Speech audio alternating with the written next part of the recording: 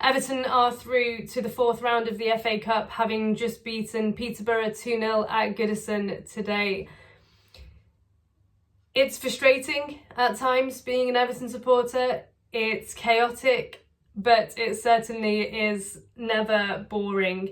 4 hours before kick-off, it was announced that Sean Dyche had been sacked as Everton manager, and Leighton Baines and Seamus Coleman were going to lead the team with 846 appearances for Everton between them.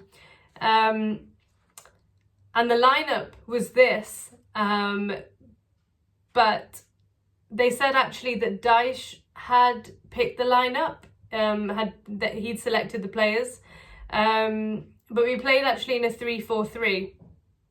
And so in goal was Virginia, in defence O'Brien, Keane and Branthwaite, as like a attacking fullbacks, and certainly Patterson was. You had Patterson, Mangala, Gay and Mikalenko, and then kind of a front three of Ndiaye, Beto and Armstrong.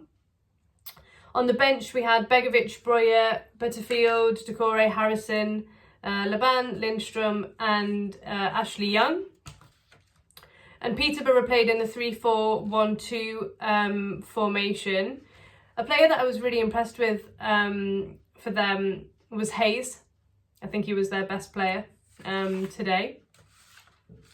And after Dyche's sacking, it really was down to the players. You know, there was nowhere to hide, really. You know, hide behind the manager who had really lost the confidence of the majority of the fans.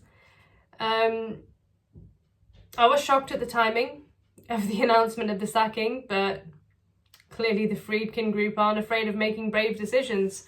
So, first positive, Beto had a shot on target after 2 minutes.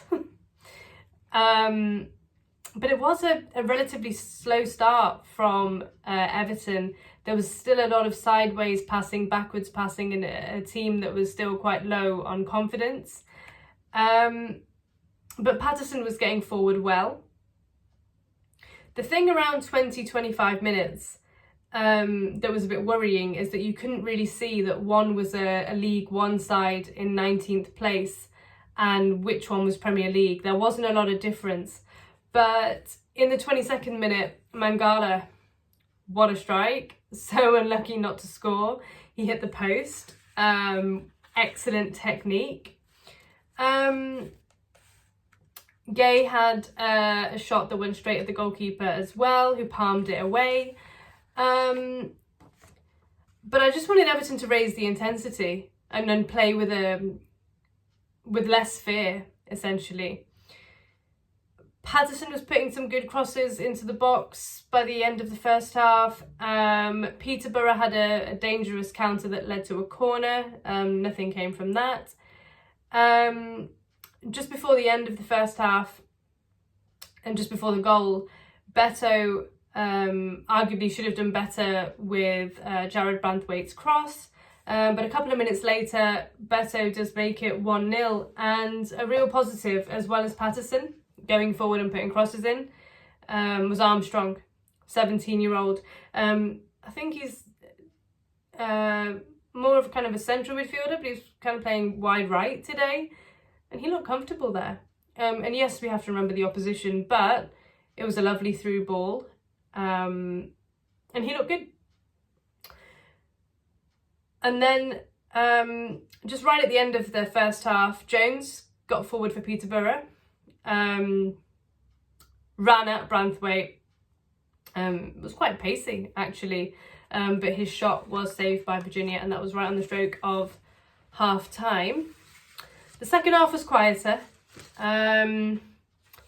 They made a change, so I was a bit surprised at it actually, considering he had the shot at the end of the first half. Jones went off and Lindgren came on for Peterborough. Patterson put in a really good ball to Ejusagana, who fired over, who should have done better in around the 50th minute.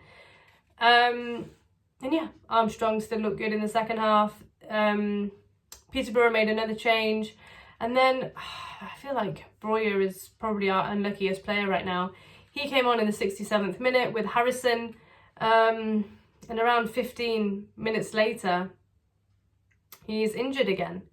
Now, I don't know this for a fact, but based on the way that Breuer went down, to me it looked like a dislocation.